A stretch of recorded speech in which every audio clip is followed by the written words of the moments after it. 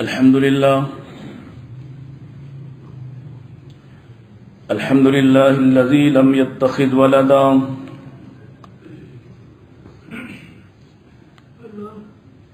ولم يكن له شريك في الملك ولم يكن له ولي من الذل وكبره تكبيرا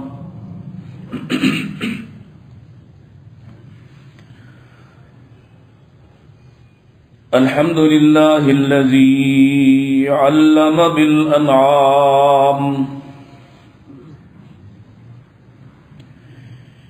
وحرم الحرام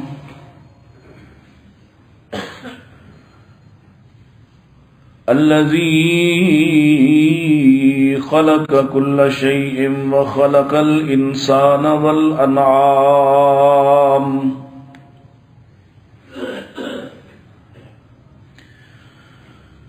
والصلاة والسلام على أشرف الأنبياء وسيد الأنام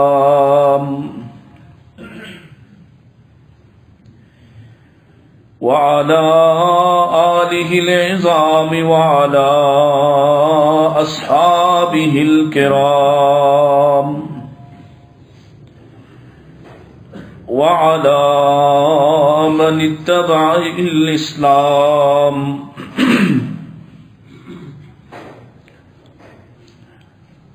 اللهم صل على محمد وعلى آل محمد كما صليت على إبراهيم وعلى آل إبراهيم إنك حميد مجيد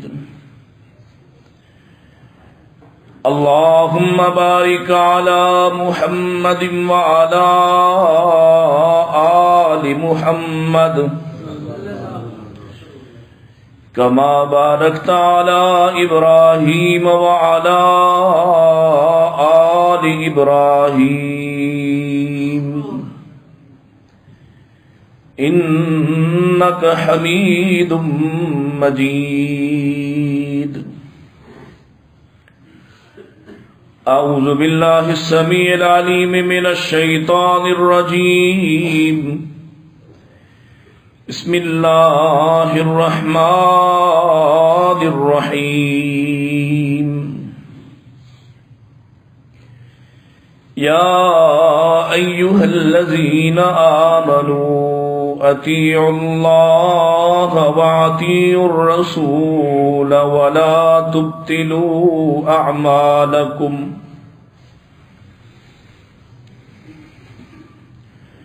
وقال الله تعالى قل إن كنتم تحبون الله فاتبعوني يحببكم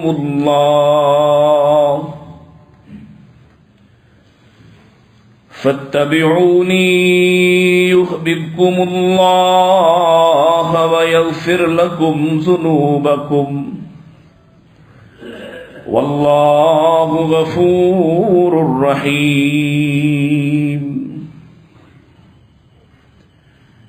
إن أحسن الحديث كتاب الله وخير الهدي هدي محمد صلى الله عليه وسلم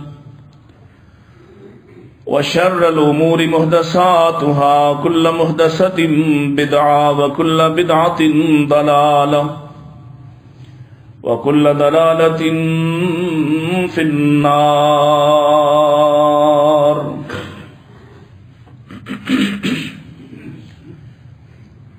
حمد و ثنا تعریفات تسبیحات تحلیلات و تکبیرات اللہ سبحانہ و تعالی کے لیے جس کے بے شمار انگنت لاتعداد احسانات ہیں، جو سراپا احسان ہے، حقیقی محسن ہے، جس نے ہمیں نبی کریم علیہ السلام کے زمانے میں اور آپ کی امت میں پیدا فرمایا آپ کی نسبت اور آپ کا تعلق عطا فرمایا۔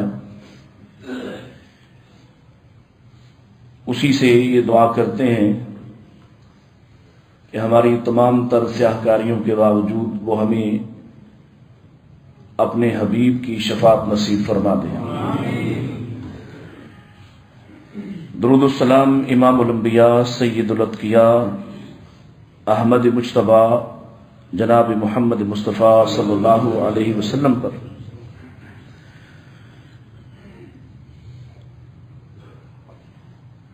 گزشتہ خطبہ مفید زندگی کے حوالے سے ہمارا عنوان جو چل رہا ہے، تو درمیان میں ایک تعطل آیا ہے۔ ایک بہت ہی عزیز دوست اس دنیا سے رخصت ہوا، اللہ تعالیٰ ان کے درجات بلند فرمائے، ان کی لغزشات کو معاف فرمائے۔ تو جو آخری بات اس سے پہلے والے خطبے میں جہاں پہ میں نے بات کو ختم کیا تھا، وہاں سے اسی سلسلے کو جوڑتے ہوئے کہ ہر انسان کی خواہش ہوتی ہے کہ وہ دنیا میں زیادہ سے زیادہ نفع کما لے، بس یہ زاویہ اور تصور بدلنے کی ضرورت ہے کہ کون سا نفع اسے زیادہ عزیز ہے، اس دنیا کا یا آخرت کا۔ اگر آخرت کا نفع عزیز ہو جائے تو پھر وہ ساری کوشش محنت جو انسان صرف اس مختصر سی معینہ زندگی کے لیے صرف کرتا ہے، اس کی کوشش آخرت کو سنوارنے میں اور آخرت کو نفع بخش بنانے کی طرف راغب ہو جائے گی۔ آج اس سلسلے کا 10واں خطبہ ہے، اور اس تکرار کے ساتھ بفضل ہی و باحسان ہی یہ بات آپ کے سامنے اور اپنے لیے بھی اس میں سے سبق کشید کرتے ہوئے رکھ رہا ہوں کہ زندگی اصل میں وہی ہے جس کے اثرات باقی رہیں، اور وہ اثرات ایسے اثرات ہوں جن سے ہم کل فائدہ اٹھا سکیں، ہمیں حقیقی طور پر اپنا فیوچر، اپنا مستقبل دکھائی دیتا ہو، اور اس مستقبل کی خبر دینے کے لیے اللہ نے سب سے بہترین انسان کو اس کائنات میں بھیجا۔ وہ راستہ ہمارے سامنے ہے، وہ منزل ہمارے سامنے ہے، اور اس منزل تک جانے کا ایک ایک اس کے اندر جتنے موڑ ہیں اور جہاں جہاں کوئی کھائی ہے، جہاں جہاں کوئی اترائی ہے، اس کی خبر بھی اللہ نے اس شخصیت کے ذریعے سے ہم تک پہنچائی جس کو اللہ نے ہمارے لیے رہنما مقرر کیا۔ آپ سے بہتر اور آپ سے بدتر کوئی رہنما نہیں، اور آپ سے زیادہ گارنٹی والا رہنما بھی کوئی نہیں۔ اللہ تعالیٰ نے آپ کی گارنٹی دی ہے، آپ کے لیل و نہار کی قسمیں اٹھائی ہیں مالک کائنات نے، اور کسی نبی کے لیے بھی۔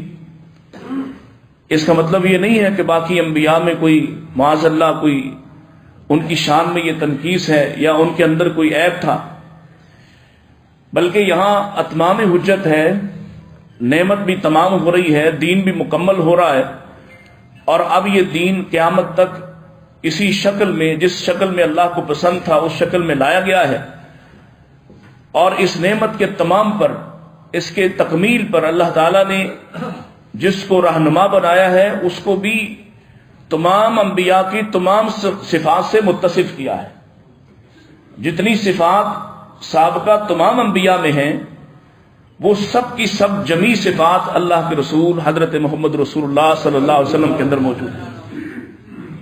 اور پھر اس پر یہ دلیل اتارنا کہ وما ینطق عن الہوی ان ہوا الا وحی یوحی، پھر اس پر یہ دلیل اتارنا لقد کان لکم فی رسول اللہ اسوۃ حسنہ، پھر اس پر یہ دلیل اتارنا کہ میرا نبی، اس کے دن ہوں، رات ہوں، بچپن ہو یا جوانی، لعمرک، میں اس کی پوری زندگی کی قسم اٹھاتا ہوں، اس جیسی زندگی کسی اور کو ہم نے عطا ہی نہیں کی ہے۔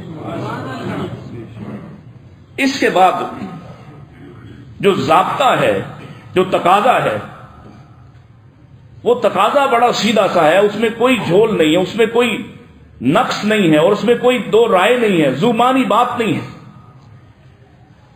اطیعوا اللہ و اطیعوا الرسول، اللہ کی مانو اور رسول کی مانو۔ یہاں صرف یہاں تک نہیں بلکہ فرمایا من یطع الرسول فقد اطاع اللہ، میرا رسول اب اس لائق ہے اور اس درجے پر ہے کہ اس کی اطاعت ہی میری اطاعت ہے۔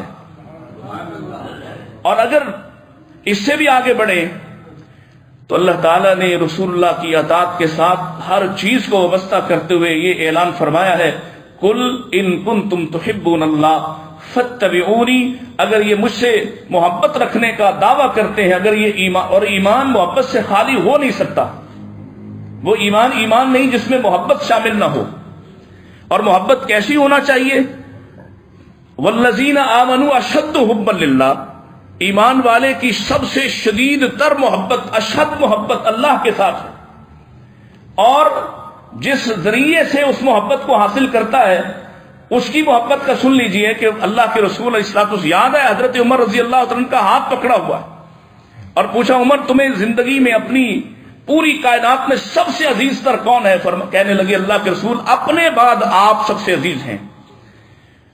فرمایا پھر سن لو، یہ دعوت تمہارا ہو یا اس طرح کا ماننا کسی اور کا ہو، لا یؤمن احدکم، وہ مومن ہی نہیں ہو سکتا جس کو حتی اکون احب الیہ من والدہ وولدہ والناس اجمعین، جس کو میں اس کی ذات سے، اس کی اولاد سے، اس کے خاندان سے اور ساری کائنات سے جب تک عزیز تر نہ ہو جاؤں، محبوب تر نہ ہو جاؤں، اس وقت تک ایمان ہی نہیں ہوتا۔ اس سے آپ اندازہ لگائیے کہ جس سے محبت کرنا ایمان ہے، اور ایمان اور محبت ایک ہی چیز ہے، اور اس درجے کا ایمان اور اس درجے کی محبت چاہیے کہ اپنی ذات بھی منفی ہو جائے، اس درجے کی محبت چاہیے۔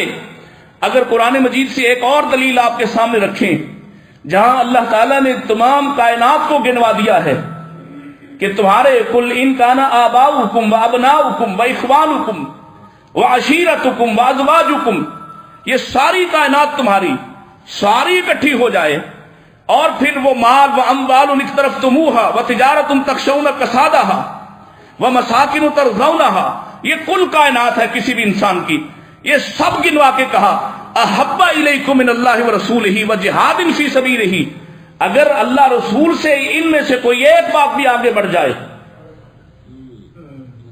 صرف بیوی آگے بڑھ جائے، بیٹا آگے بڑھ جائے، ماں باپ آگے بڑھ جائیں، مال اسباب عزیز ہو جائے، تو یاد رکھنا صرف یہی نہیں کہ ایمان سے جاؤ گے، صرف یہی نہیں کہ اس محبت کے دائرے سے نکلو گے، بلکہ انتظار کرنا اب اللہ کا فیصلہ، اللہ کا عذاب بن کر تم پر ٹوٹنے ہی والا ہے۔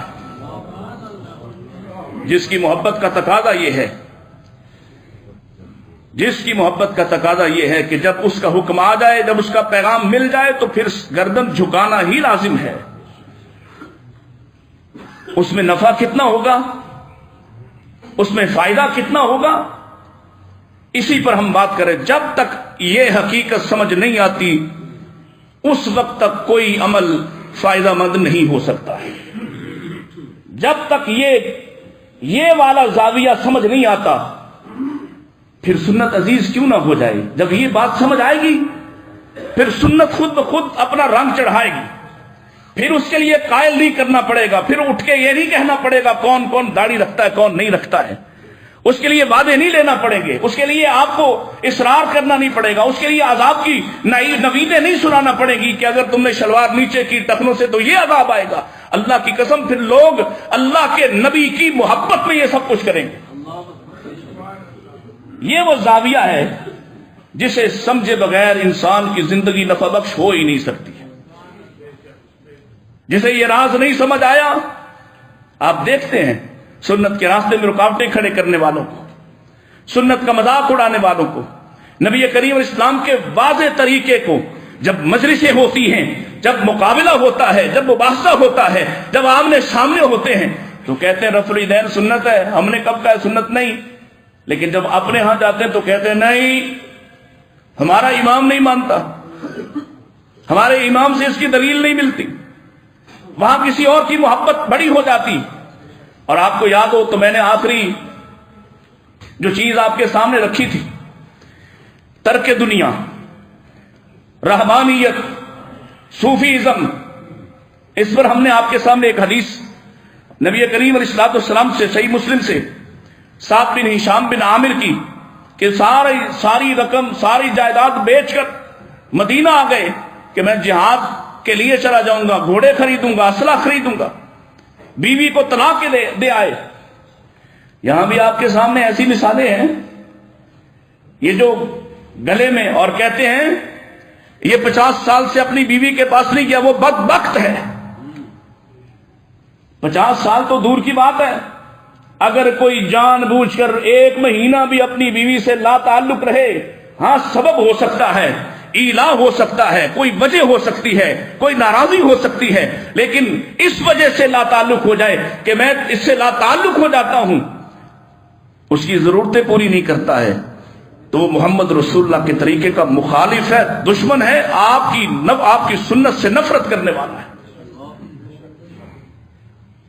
یہاں قصے کہانیاں سناتے ہیں، فلاں اتنا عرصہ فلاں کنویں میں پڑا رہا، فلاں اتنا عرصہ پتہ نہیں کس جنگلوں میں رہا۔ یہاں صحابی رسول وہ ان کو سکھا آئے ہیں، ایک تابعی ہیں، اور آ کے صحابہ سے مشورہ کیا ہے کہ میں جانا چاہ رہا ہوں جہاد میں۔ صحابہ نے کہا ایسا مت کرو، کیوں؟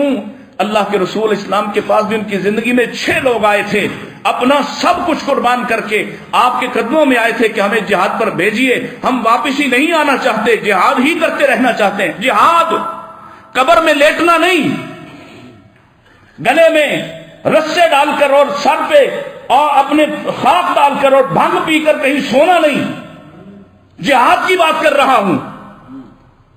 لا تعلق ہو کر دنیا سے صرف جہاد کرنا چاہتے ہیں، اور جہاد والے بھی سن لیں، صرف جہاد ہو سکتا ہوتا تو آپ کہتے جاؤ جہاد کرو، صرف جہاد ہو سکتا، یہ بات چبنی ہے، صرف جہاد ہونا ہوتا، باقی سارے معاملات سے دستکش ہونا ہے، لا تعلق ہونا ہے، تو اللہ کے رسول کہتے جاؤ۔ نہ جہاد والوں کے لیے دلیل اور نہ صوفی بننے والوں کے لیے دلیل، بلکہ اللہ کے رسول نے کتنی خوبصورت بات ارشاد فرمایا الیس لکم فی اسوۃ حسنہ، کیا میری ذات میں میری جان میں تمہارے لیے نمونہ نہیں؟ میں جہاد بھی کرتا ہوں، میں واپس مدینہ بھی آتا ہوں، میں بیویوں کے پاس بھی رہتا ہوں، اللہ کی قسم میرے نبی اپنی بیویوں کے سودا سلف بھی لاتے ہیں، میرے نبی اپنی بیویوں کے ساتھ مل کر کام بھی کرواتے ہیں۔ یہ بدبخت طبقہ، اور پھر آپ کہتے ہیں اچھا یہ والی سنت ترک کر دو اور صوفی بن کر نمک کھانے کی سنت ایجاد کر دو، صوفی بن کر پھیکی روٹی پکانا شروع کر دو۔ کس نے کہا تمہیں یہ؟ کس نے تم سے یہ کہا؟ پیارے نبی علیہ الصلوۃ والسلام کے پاس ایک سبزیوں والا سالن آیا، اس میں تڑکا شڑکا لگا ہوا تھا، اللہ کے رسول نے اس کو سونگا اور آپ نے پوچھا اس میں کیا کیا ہے؟ اس میں پیاز بھی تھا، آپ نے فرمایا وہ فلاں صحابی کو دے دو۔ اب وہ صحابی کھاتا نہیں ہے، صحابی بھی کیا تھے، نبی نے نہیں کھایا تو صحابی بھی نہیں کھاتا۔ آپ نے پوچھا تم کیوں نہیں کھاتے؟ آقا آپ نے نہیں کھایا، فرمایا میں اس لیے نہیں کھاتا، میں اس سے سرگوشیاں کرتا ہوں جس سے تم سے کوئی سرگوشی نہیں کر سکتا ہے، میرا مسئلہ یہ ہے، کھاؤ اس کو۔ نبی علیہ الصلوۃ والسلام نے ہر لمحے پر سکھایا ہے، سمجھایا ہے کس عمل کو کہاں تک کرنا ہے۔ اللہ اکبر۔ اور یقین جانو انہوں نے اسوہ رسول کے راستے میں کسی کو بڑا نہیں جانا، اپنی خواہشات کو بھی بڑا ہونے نہیں دیا ہے۔ نبی کریم علیہ السلام کے سب سے زیادہ تربیت یافتہ، اور یہاں چونکہ دلیل دی جاتی ہے نا، کوئی بات کر لو تو جواب یہ ہوتا ہے کہ ہمارے امام کو یہ حدیث نہیں پہنچی ہوگی، یہ تمہارا مسئلہ ہے، تم دیکھو تمہارے امام کو یہ حدیث پہنچی یا نہیں پہنچی، اور پہنچی تو پھر کیوں نہیں مانی۔ یہ میرا تو مسئلہ ہی نہیں ہے، میرا مسئلہ تو یہ ہے رسول اللہ کی بات آ گئی تو بس اگلی کوئی بات، یہ تو تمہارا مسئلہ ہے کہ تمہیں دین اپنے مسلک سے سمجھنا ہے. مسلمان کا یہ مسئلہ ہو سکتا؟ اس کا مسئلہ اتنا ہی. اللہ کے نبی نے کیا کہا، اللہ کے قرآن میں کیا آیا، اتنی بات. مجھے اس میں غوطے لگا کر اور اس کی تعویلیں کر کے اس حکم کو نہ ماننے کی کوئی راہ تلاش نہیں کرنی. مجھے تو سیدھا سیدھا ماننا ہے. تم مجھے اہل ظاہر کہو، تم مجھے کوئی اور نام دے دو، تمہاری مرضی ہے. یہ تو فیصلہ انشاءاللہ کل قیامت کو ہوگا کہ کون ظاہری تھا اور کون نہیں. تم یہاں طنز کرو جتنے کر سکتے ہو. ہم نے تو دیکھا ہے نبی علیہ السلام کے بعد سب سے بڑا کون ہے؟ کوئی شک اس بات میں؟ سیدنا ابو بکر رضی اللہ تعالی. آئیے سنیے ایک حدیث. حضرت ابو بکر کے پاس رضی اللہ کہہ دو ایک میت کی نانی، یعنی ایک آدمی فوت ہوا، اس کی نانی میراث طلب کرنے آئی. حضرت ابو بکر فرماتے ہیں اللہ کی کتاب میں تمہارا کوئی حصہ نہیں، یعنی قرآن مجید میں نہیں، نہ ہی میں نے رسول اللہ صلی اللہ علیہ وسلم سے ایسی کوئی حدیث سنی، لہذا چلی جاؤ، لوگوں سے دریافت کروں گا، اگر کوئی بات سامنے آئی تو تمہیں حصہ دلا دوں گا. پھر لوگوں سے دریافت کیا تو مغیرہ بن شعبہ رضی اللہ عنہ کہنے لگے میری موجودگی میں اللہ کے رسول صلی اللہ علیہ وسلم نے نانی کو چھٹا حصہ دلایا. نانی کو چھٹا حصہ دلایا. فرمایا گواہ لاؤ. وہ گئے اور محمد بن مسلمہ کو گواہ لے کر آئے، اور محمد بن مسلمہ نے گواہی دی کہ ہاں میں اس وقت موجود تھا جب یہ فیصلہ ہوا.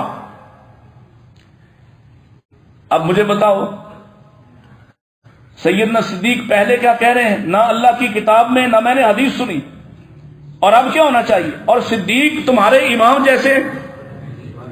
صدیق کون ہے؟ کہ میرے نبی ان کے لیے فرما گئے اقتدوا بالذین من بعدی ابی بکر و عمر. لوگوں میرے بعد اگر کسی سے دین پوچھنا، کسی کی راہ چلنا، کسی کے پیچھے ہونا، کسی کی اقتداء میں جانا ہے تو وہ ابو بکر ہے یا عمر رضی اللہ تعالیٰ عنہ. لیکن حضرت ابو بکر نے یہ نہیں کہا کہ چونکہ مجھے پتا نہیں لہذا یہ دین ہو ہی نہیں سکتا، چونکہ میں نہیں جانتا لہذا میں اس کو مانتا ہی نہیں. جیسے ہی پتا چلا رسول اللہ کی حدیث ثابت ہوئی، اسی وقت اس کو بلایا اور اس نانی کو حصہ دلایا ہے. یہاں سو بہانے تلاش کرتے ہو، فلاں امام نے یہ کہا، فلاں نے یہ کہا، ہمارے فلاں بڑے نے یہ حدیث کی تشریح کی ہے. تمہیں حق کہاں سے ملا کہ تم حدیث کی اپنی مرضی سے تشریحات کرتے پھرو اور اس کا انکار کرنے؟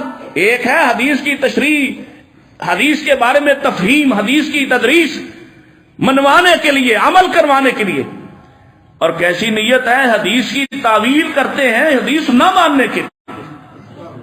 حدیث نہ ماننے کا بہانہ چاہیے، کسی نہ کسی کے کھاتے میں ڈالنا ہے کہ فلاں نے نہیں مانا. اللہ اکبر. نبی علیہ السلام، آپ کے صحابہ، ان کی سنت کیا ہے؟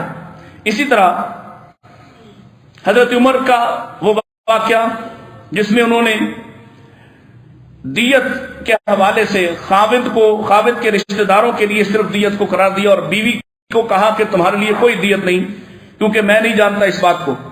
تو زحاق بن سفیان نے جناب عمر رضی اللہ تعالیٰ عنہ سے عرض کی امیر المومنین اللہ کے رسول علیہ الصلوۃ والسلام نے مجھے یہ پیغام لکھوا کر بھیجا مجھے کہ اشیم زبابی کی بیوی کو اس کے شوہر کی دیت دلواؤ.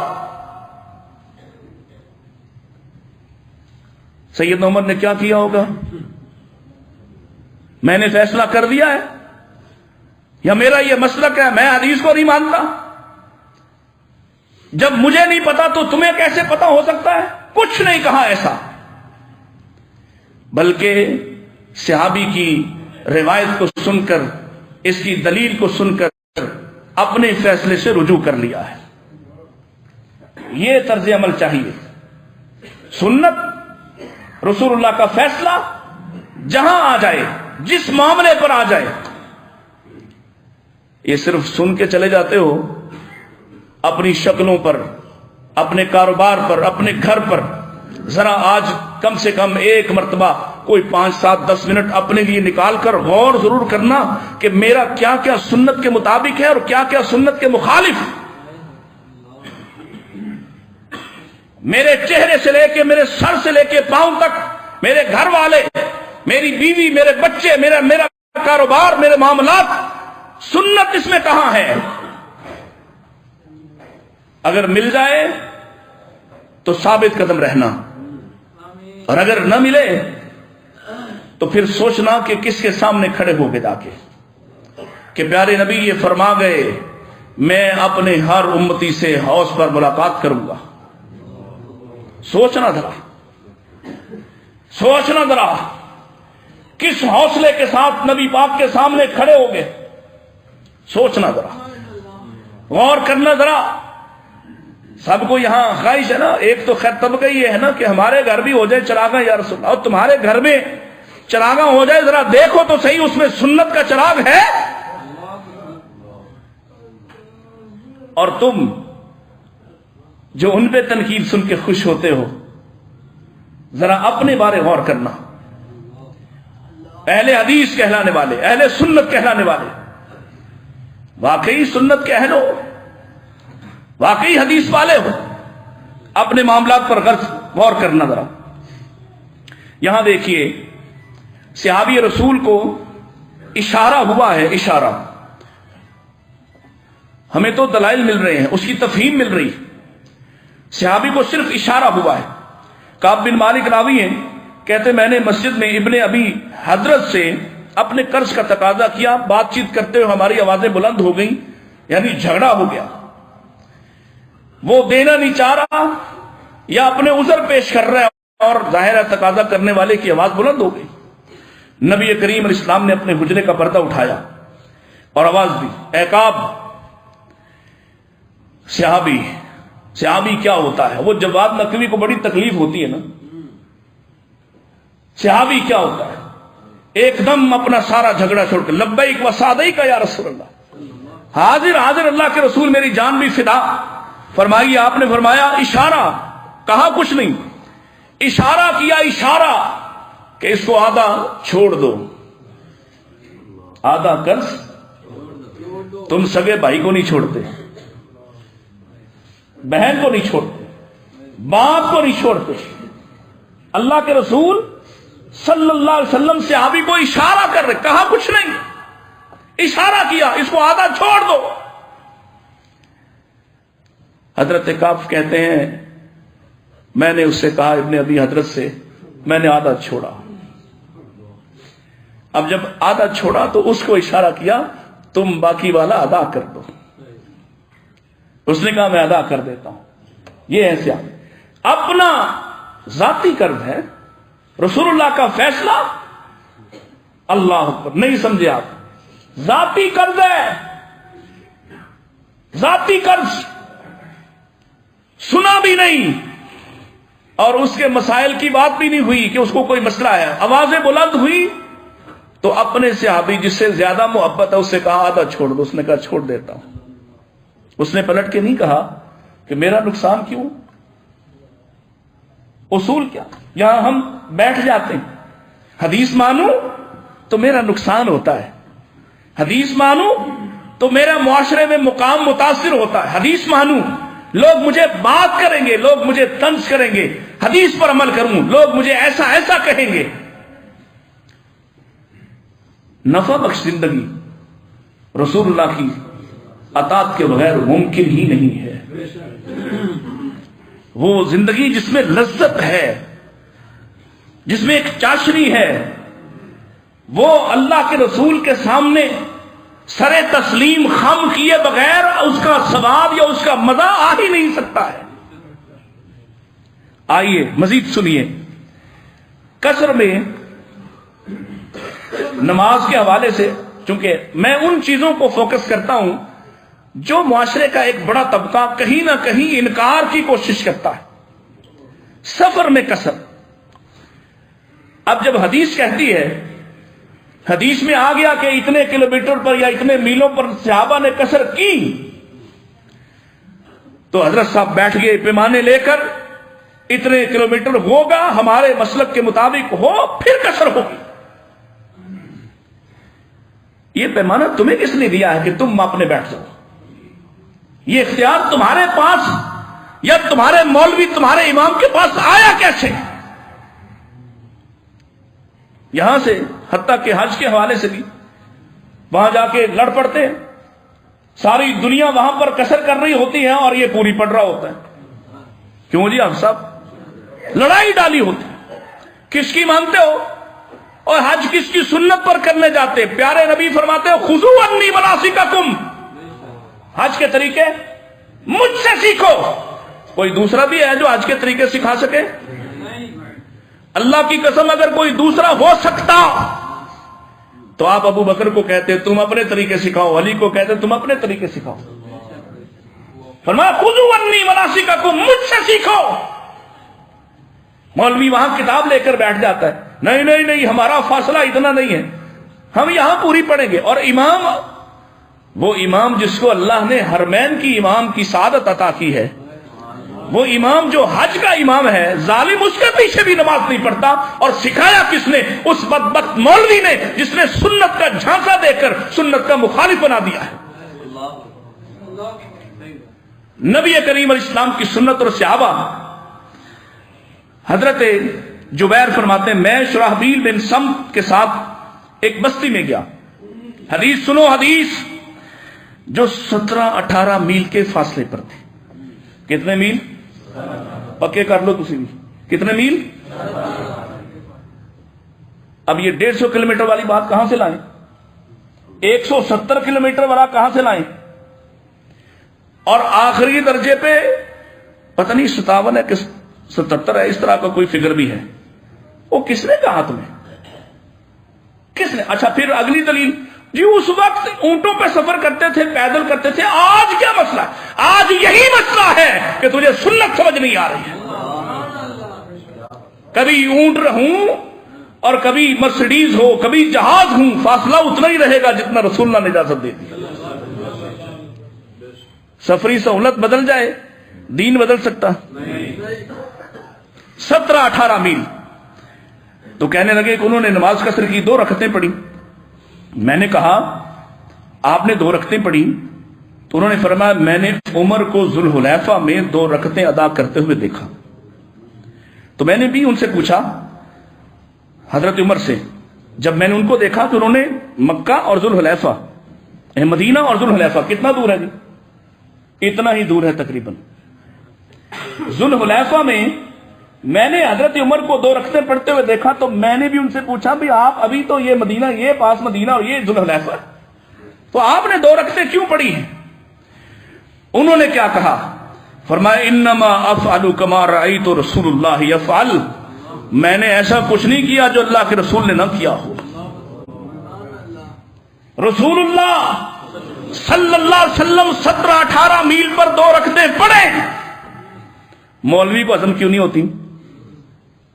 مسئلہ وہی ہے۔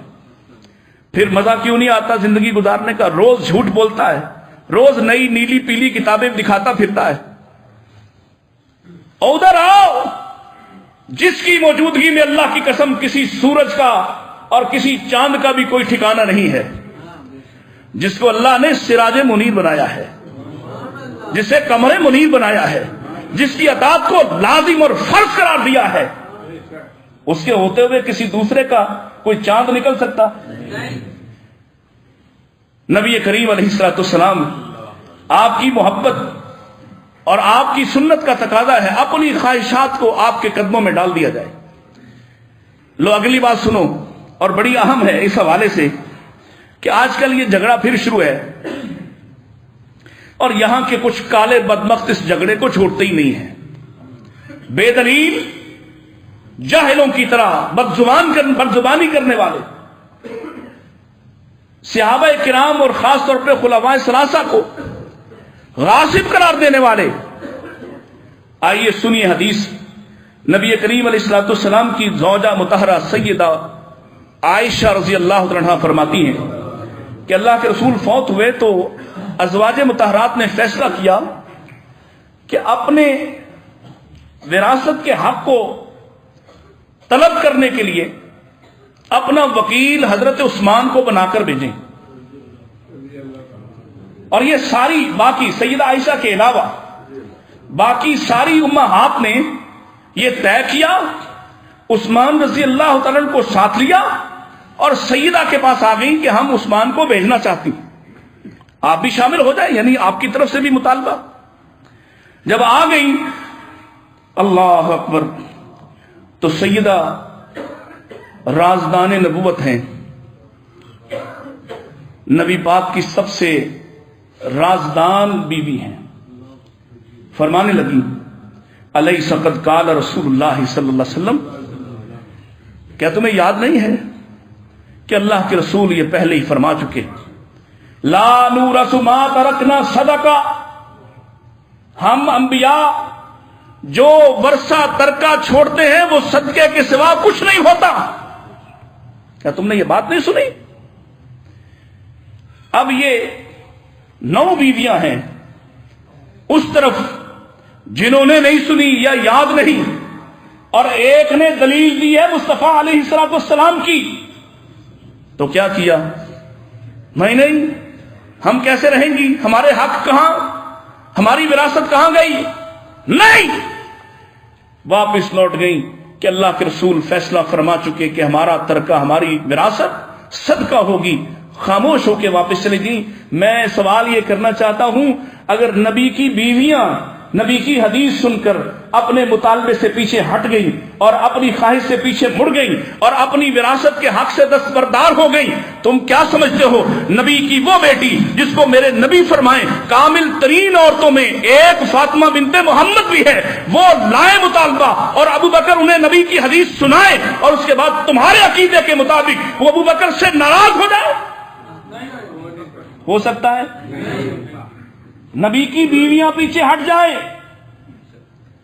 جن کی تربیت مصطفیٰ نے نہیں کی، ان کے باپوں نے کی ہے، ان کے گھر والوں نے کی ہے، وہ تو نبی کے ساتھ رہ کر رازدان نبوت بن جائے، سنت کو ماننے والی، حدیث کو ماننے والی، آپ کے قول کی اہمیت اور حجیت کو ماننے والے ہو جائیں.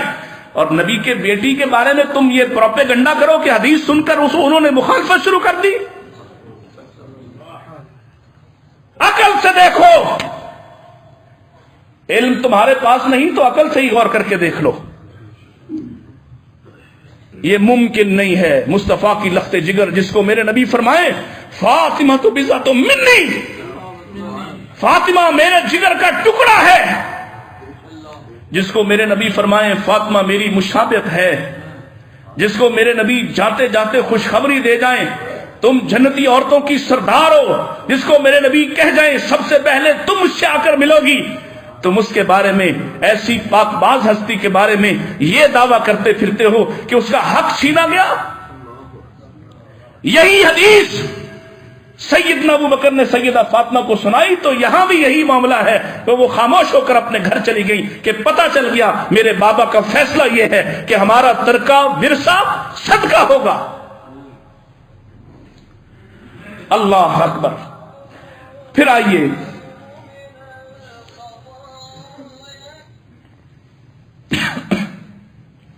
حضرت ماقل بن یسار،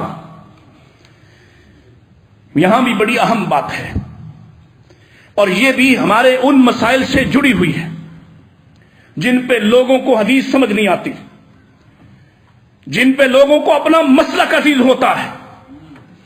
حضرت ماقل بن یسار رضی اللہ عنہ کہتے ہیں میں نے ایک شخص کے ساتھ اپنی بہن کا نکاح کر دیا اور اس کے ساتھ اس کو رخصت کر دیا. کچھ عرصہ گزرا، اس شخص نے میری بہن کو طلاق دے دی. جب طلاق دی بہن میرے گھر واپس آ گئی،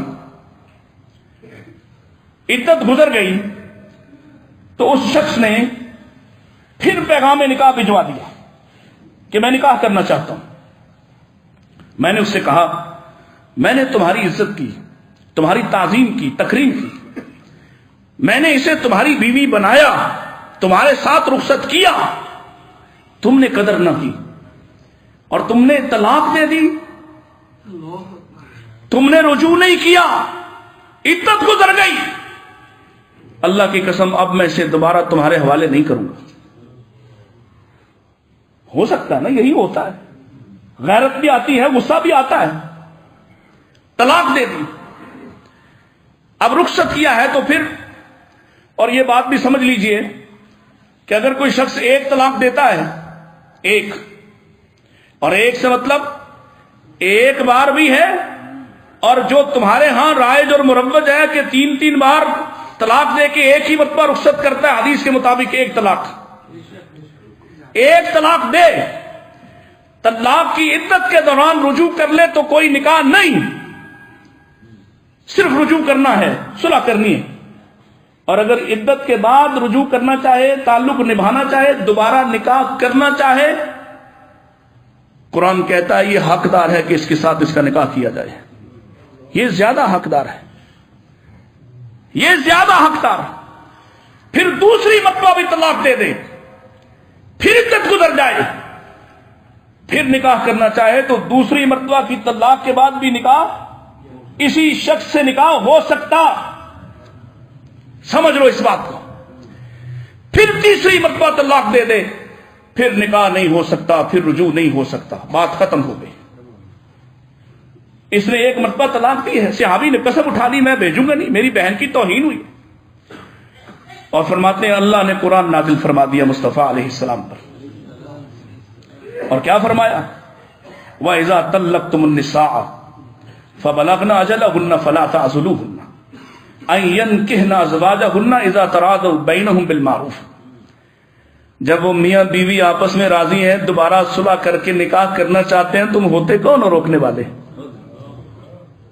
میں نے مفہوم عرض کیا ہے، اذا تراضوا بینہم بالمعروف، جب وہ باہمی ملنا چاہتے، کہتے میری بہن واپس جانا چاہتی اسی شخص کے نکاح میں جس نے طلاق دی، لیکن میں نے قسمیں اٹھا لی میں واپس نہیں بھیجوں گا، اللہ کے نبی کے پاس آیا، آپ پر اللہ نے وحی نازل فرما دی، میں اسی وقت صحابی کہتے ہیں، ماکل بن یسار کہتے ہیں، ادھر حکم آیا ہے، ادھر قسمیں اٹھائی ہوئی ہیں، ادھر غیرت کے دعوے کیے ہوئے ہیں، لیکن ادھر پیغام الہی آیا ہے، اسی وقت کہتے ہیں اللہ کے رسول اللہ نے حکم اتار دیا، اب میں کون ہوتا ہوں ان کے درمیان مداخلت کرنے والا؟ یہاں مولوی صاحب درمیان میں کھڑے ہو جاتے ہیں، ہمارا مسلک نہیں مانتا، ہمارا مسلک کیسے مانتا ہے؟ تم چند گھنٹوں کے لیے کسی اور کی ہو جاؤ، پھر مان دے گا ہمارا مسلک، پھر ہمارا مسلک تمہیں اجازت۔ اور ظالموں، نبی پاک اتنی مطہر زبان والے، جانتے ہو آپ نے اس حلالے والے کے لیے کیا کہا؟ الا اخبرکم، اور لوگوں میں تمہیں خبر نہ دوں کس کی؟ مستعار سانڈ کی، ادھار سانڈ کی۔ اتنے سخت الفاظ، میرے نبی کی زبان بڑی شستہ، بڑی پاک، بڑی پاکیزہ، یہ عمل اتنا کراہت والا کہ میرے مصطفیٰ کو اس طرح کے الفاظ استعمال کرنا پڑے، میں تمہیں خبر نہ دوں؟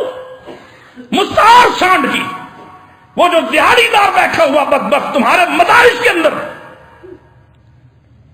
اور تم سپورٹ کرتے ہو اس نظام کو، کیونکہ تمہارا مسلک یہ کہتا ہے، تمہارے مسلک کو یہ خیال نہیں آتا کہ مصطفیٰ کیا کہتے ہیں، اللہ کیا کہتا ہے، راستے تلاش کرتے ہو کہاں کہاں سے۔ ویسے تم نہ مانو صحابہ کی، لیکن یہاں حضرت عمر کا ایک تعزیری فیصلہ رکاوٹ کے طور پر سامنے لاتے ہیں۔ حضرت عمر نے 3 کو 3 کہا تھا، وہ عمر جو کہتے ہیں مصطفیٰ کا فرمان آ جائے تو عمر ہوتا کون ہے راستے میں کھڑے ہونے والا؟ مصطفیٰ کا فرمان واضح، یہاں رکاوٹ ڈالنے کے لیے کہتے ہیں۔ اللہ اکبر، دیکھو، اور یہاں سے ایک اور زاویہ، کیونکہ وہ بدبخت، وہ وحدت امت کی فکر بیچنے والا چورن بیچ رہا تھا، اور یہاں اہل حدیث بھی، دیوبندی، بریلوی بھی اس کے ہاں جا کے بیٹھتے تھے کہ یہ جی امت کو اکٹھا کر رہا ہے۔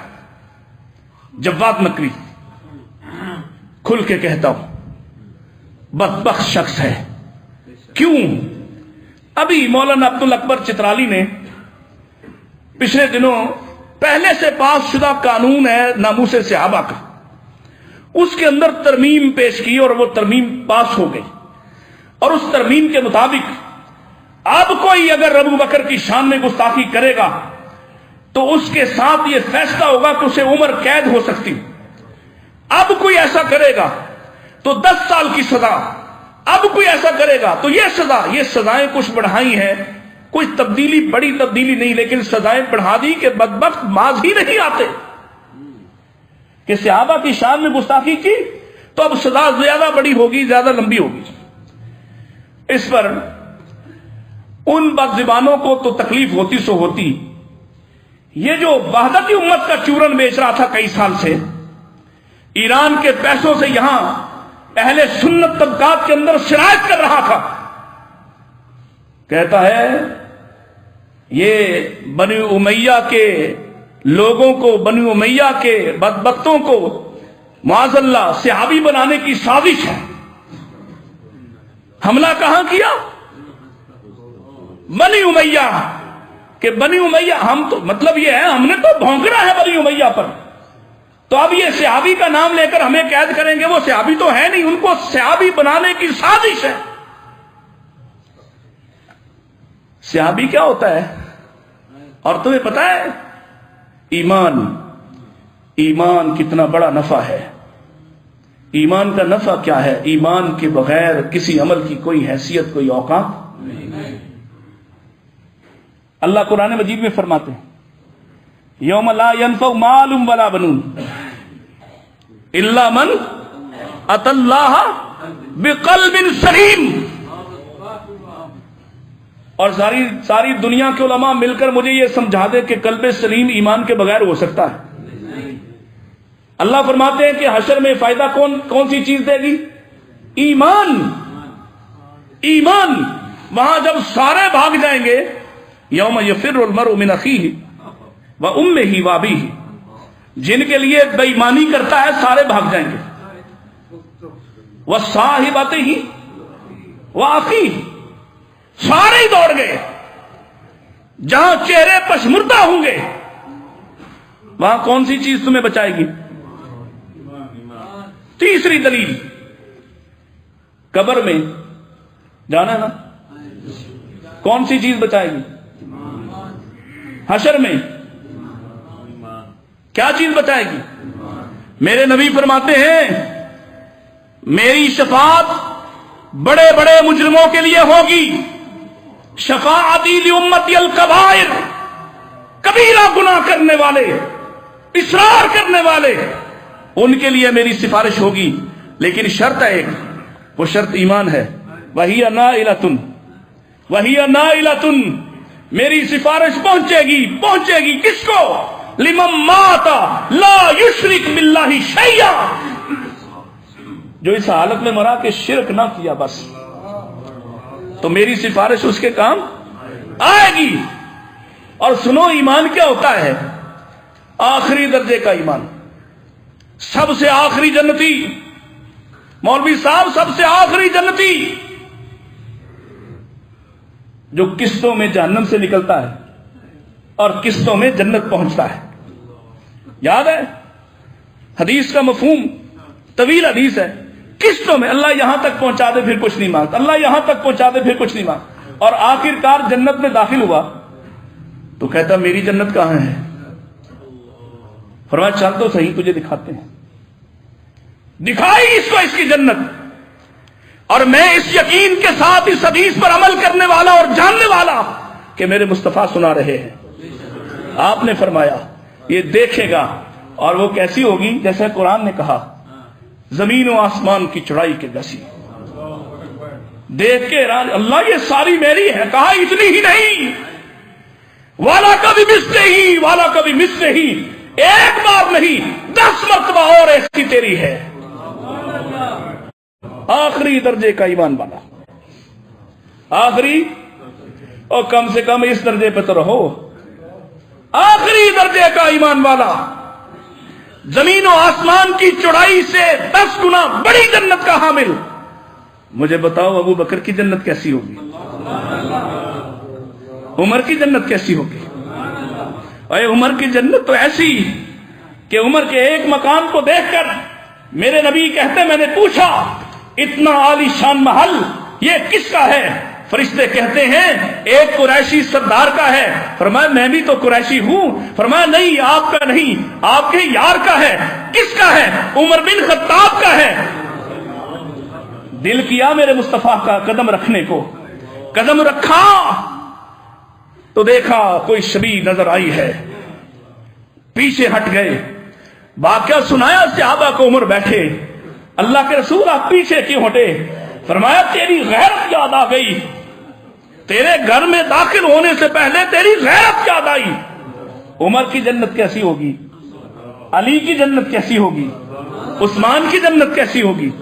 وہ عثمان جس کو تبوک کے موقع پر کہا ما ذر عثمان، ما ذر عثمان، ما عمل بعد اليوم، اور عثمان آج کے بعد کچھ بھی کر لے، عثمان کو اس کی کوئی غلطی اس کے بعد نقصان پہنچا ہی نہیں سکتی ہے۔ اس کی جنت کیسی ہوگی؟ کیا بات کرتے ہو؟ عثمان اموی ہے، بنو امیہ کے، اور ہمارا نقطہ نظر کیا ہے؟ ہمارا منہج کیا ہے؟ ہمارا طرز استدلال کیا ہے؟ ہمارے لیے کوئی ہاشمی اہم نہیں، ہمارے لیے کوئی اموی اہم نہیں، ہمارے لیے وہ اموی اہم، وہ ہاشمی اہم جس نے مصطفیٰ کا دامن تھاما ہو۔ بنو امیہ کا امیہ ہی کیوں نہ ہو ایک طرف، اور بنو ہاشم کا ابو لہب کیوں نہ ہو ایک طرف۔ ابو لہب ہاشمی ہونے کی بنا پر اہم نہیں، امیہ ہونے کی بنا پر اہم نہیں۔ اہم کیسے ہوتے ہیں؟ جس نے مصطفیٰ کا دامن تھاما، جس نے مصطفیٰ کا دامن تھاما، وہ کسی بھی قبیلے سے ہے۔ ارے کوئی قبیلہ نہیں میرے بلال کی طرح، کوئی قبیلہ نہیں، کوئی خاندان نہیں، اور کوئی قبیلہ اور کوئی تعلق واسطہ نہیں میرے صہیب کی طرح، اور کوئی واسطہ تعلق نہیں عمار کی طرح۔ ارے غلام ایسے اللہ کی قسم زمین پہ چلتے ہیں، مصطفیٰ ان کے قدموں کی آہٹ کو آسمان پہ جنت میں سنتے ہیں۔ تم کیا بات کرتے ہو؟ بنو امیہ کے، بنو امیہ محسن ہے، امت کی محسن۔ بنو امیہ نے ایسے ایسے ہیرے دیے ہیں، ایک اکیلے عثمان کو دیکھوں تو تمہاری ساری بکواس کو رد کرتا ہوں، ایک اکیلے، اور عمر بن عاص کو دیکھوں، ابو العاص بن ربیع کو دیکھوں، مصطفیٰ کے داماد کو دیکھوں۔ مصطفیٰ کی 4 بیٹیاں 3 بنو امیہ میں شادی کی ہیں، 3 بنو امیہ میں۔ اسی پر انشاءاللہ مزید اپنی گزارشات اگلی دفعہ پیش کروں گا۔ اللہ تعالیٰ آپ سب سے راضی ہو، اللہ ہمیں دین کی سمجھ عطا فرمائے۔ میں تھوڑی طبیعت کی وجہ سے اس کا ارینج نہیں کر سکا۔ آج ہمارا دل تھا پہلے کہ سویڈن میں کچھ بدبختوں نے وہاں حکومتی سرپرستی میں قرآن مجید کو پاؤں کے ساتھ روندا ہے۔